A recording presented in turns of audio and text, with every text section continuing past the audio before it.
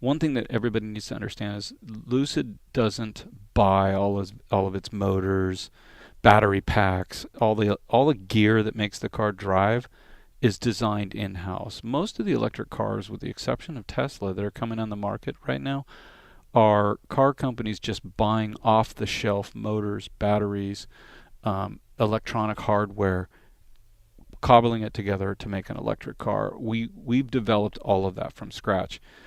The benefit to that is we get ultra high energy density, power density out of our motors, inverters, and all of our electronic hardware, and very compact, highly powerful battery packs. That allows us and gives us advantage to how to lay out the vehicle. 안녕하세요. 제이디드 월드입니다. 테슬라의 어닝 실적이 굉장히 잘 나왔습니다. 매출은 꾸준하게 계속해서 증가를 하고 있으면서 차량 판매 대수 역시나 계속해서 상승을 하고 있습니다. 특히나 최근에는 분기별로 30만 대를 꾸준하게 판매를 하고 있고, 이번 테슬라 실적 발표에서 여러분들이 보실 거 딱 두 가지만 보시면 됩니다. 자동차 마진율 32.9%, 그리고 영업이익률 19.2%, 이것만 여러분들이 유념있게 보시면 될 것이면서, 그러니까 간단하게 말씀을 드려서 테슬라가 돈을 잘 벌고 있다, 돈을 다른 기업들보다 마진율을 높이면서 잘 벌고 있다. 테슬라의 저 자동차 마진율, 저 수치 굉장히 탐나지 않습니까? 저게 가능한 이유가 뭐라고 생각하십니까? 이유는 굉장히 심플합니다. 테슬라의 수직 통합 시스템, 결국 이것이 정답이었습니다. 수직 통합 시스템이 돼야지 저 자동차 마진율을 가지고 올 수 있는 것입니다. 그러니까 수직 통합 시스템을 갖추지 못한 기업은 설사 대량 생산에 성공하더라도 테슬라의 저 자동차 마진율, 저 수치는 나오지 않을 것입니다. 다들 아시겠지만 폭스바겐, 제너럴 모터스, 벤츠, 다른 수많은 자동차 기업들 수직 통합 시스템이 아닙니다. 그런데 테슬라를 제외한 유일한 기업이 있습니다. 루시드, 수직 통합 시스템을 갖추었습니다. 지금 주가가 굉장히 힘을 못 쓰고 있는데, 그렇지만 우리는 수직 통합 시스템을 갖추었다라는 점에서 높은 점수와 높은 가치를 부여해야 될 것이 아닐까라고 저는 생각을 합니다. 왜냐하면 이것은 테크놀로지 레이스이기 때문입니다. 그렇다면 잠시 럭셔리 차량에 대해서 한번 말씀을 드리겠습니다. 기존 내연기관차 럭셔리, 당연히 BMW 7 시리즈, 아우디 A8, 그리고 벤츠의 S클래스, 이거 다 인정하지 않습니까? 이거는 수치적으로 명확하게 나와 있습니다. 럭셔리 차량, BMW, 벤츠가 양대 산맥입니다. 예전에 이런 말들이 있지 않았습니까? 아반떼를 타다가 갑자기 벤츠를 타면 착용감, 안정감, 드라이브, 이런 거 다 틀리다. 벤츠는 그냥 뭔가 틀리다. 결국 이런 것들이 기술력의 차이점에서 나왔다라는 점입니다. 그런데 문제점은 무엇인가? 이런 내연기관차 업체들이 전기차로 넘어오면서 많은 문제들이 발생을 합니다. 그 문제점의 핵심은 무엇인가? 벤츠가 내놓는 전기차, 가격은 당연히 비쌉니다. 1억이 넘고. 왜냐하면 이런 엠블럼 가격 때문이라는 점인데, 현대 기아에서 내놓는 전기차랑 기술적인 부분에서 별로 차이가 없다. 그런데 가격은 비싸다. 내연기관차 엔진 기술 면에서는 확실한 기술적인 우위성을 보였던 벤츠인데, 전기차로 넘어오면서 현대 기아랑 벤츠랑 BMW 기술적으로 차이가 없습니다. 지금 BMW에서 이번에 7 시리즈로 럭셔리 세단 전기차, 가격은 당연히 비쌉니다. BMW 그 원래 브랜드 값이 있으니까 1억 5천만 원, 12만 달러, 엄청나게 비싼 차량을 지금 소개를 하고 있습니다. 그런데 우리가 이것을 조금 수치적인 면을 뜯어보면 정말로 말이 안 되는 가격이라는 점입니다.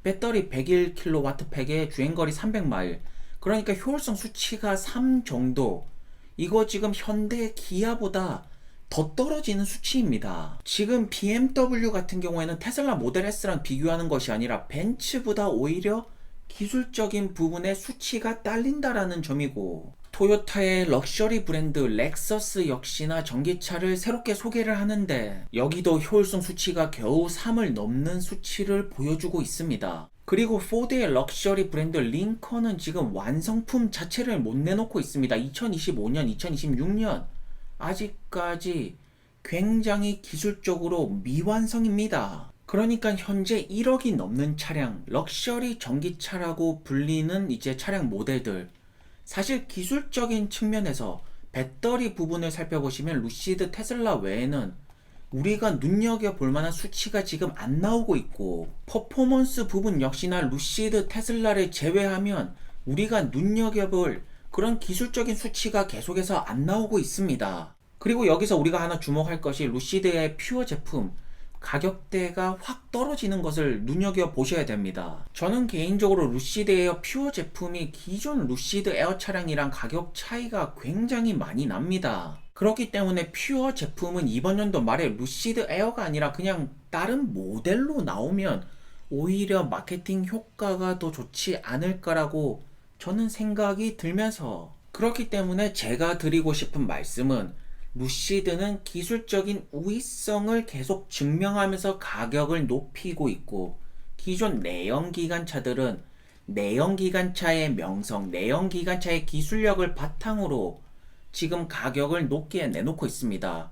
하지만 그 기술력은 전기차 기술력이 전혀 아니라는 점입니다. 루시드가 이번에 내놓은 그랜드 투어링 제품 같은 경우에는 공기 저항 계수가 최고라고 말하고 있습니다. 그러니까 최근 루시드 경영진들은 아무래도 생산 부분이 약하다 보니까 기술적인 우위성을 계속 강조하는 모습을 보이면서, 그렇다면 여러분들의 포트폴리오에 루시드가 있다라면 이것이 과연 게임 체인징을 가져올 만한, 여러분들 포트폴리오에 엄청난 수익을 가져다 줄 수 있는 그런 기업이 될 수가 있을까 없을까? 최근에 루시드 주가가 계속해서 힘을 못 쓰고 리비안 주가도 계속해서 힘을 못 쓰는 것 단 한 가지 이유입니다. 대량 생산. 현재 테슬라가 어닝이 잘 나오면서 애프터에 많이 올라가는 모습을 보였습니다. 테슬라의 어닝 비트가 전기차 섹터를 방어가 잘 되게 해줄지 리비안 루시드 계속해서 지켜보도록 하겠습니다.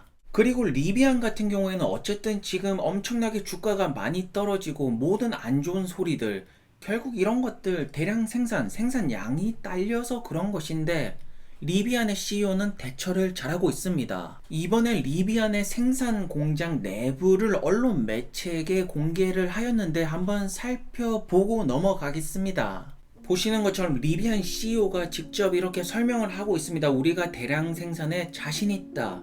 리비안의 CEO 대량 생산에 대한 자신감은 정말로 엄청납니다, 지금. 그렇지만 저는 개인적으로 리더는 저런 자세를 보여줘야 된다. 어떻게든 끌고 나가야 된다. 그것이 스타트업에서 가장 필요한 리더의 자세가 아닐까라고 저는 생각을 합니다. 전체적으로 리비안의 공장 내부를 살펴보시면 아무래도 인간의 개입을 최소화시키고 이런 자동화 시스템, 로봇 시스템 이런 것들을 많이 보여주면서 강조하는 모습을 우리는 알 수가 있습니다. 그것보다 중요한 것은 아마존 딜리버리 밴이 아니겠습니까? 아마 많은 분들이 저 부분이 궁금할 것입니다. 그렇지만 이번에 언론 매체에서 이제 R1T, R1S에 대한 질문은 이제 RJ CEO가 다 답변을 해줬는데 아마존만큼은 계속해서 노 코멘트로 일관을 했습니다. 그리고 결국 중요한 것이 이런 자동화 시스템 세팅이 얼마나 잘 되어 있냐. 결국 이 세팅이 성공을 해야 됩니다. 이 세팅으로 대량 생산에 성공하는 것을 증명을 반드시 해야지 조지아 공장, 유럽 공장, 결국에는 다음 공장으로 이렇게 넘어갈 수가 있는 것이기 때문에 이번 일리노이스 이런 셋업, 결국 이것이 리비안의 자산이 되고 노하우가 될 것입니다. 여기는 이제 마지막 파이널 라인인 것 같은데 리비안 픽업 트럭들이 굉장히 많이 보입니다. 그렇지만 현재 리비안의 목표 주가는 계속해서 떨어지고 있습니다. 왜냐? 생산 때문에 95에서 90불, 100불에서 84불, 115에서 47불. 어쨌든 생산량이 늘어야지 리비안의 주가는 탄력이 받을 것입니다. 그렇지만 리비안은 미래를 조금 더 준비를 하고 있습니다. 현재 리비안의 차량 가격이 꽤나 비싸지 않습니까? 리비안은 저가형 전기차 플랫폼 준비하고 있습니다. 조지아 공장이 완성이 되면 저가형으로 들어갈 것입니다. 그러니까 여러분들이 판단하시기에 리비안의 대량 생산이 잘 안 될 것 같다라고 보신다라면 리비안 CEO의 말들을 쭉 들어보니까 안 될 것 같은데 이러면 사실 지금 들고 갈 이유는 전혀 없습니다. 현재 리비안에게 생산도 물론 중요하지만 그것만큼 중요한 것은 역시나 픽업 트럭 시장에서 포드를 이겨야 된다. 사실 이 부분을 저는 더욱더 집중을 하고 있고, 그리고 역시나 조지아 공장, 이거 굉장히 중요합니다. 일리노이스에서 공장 셋업에 반드시 성공을 해서 조지아로 옮겨가고 거기서 다시 한 번 더 유럽으로, 결국 이것이 이루어져야 됩니다.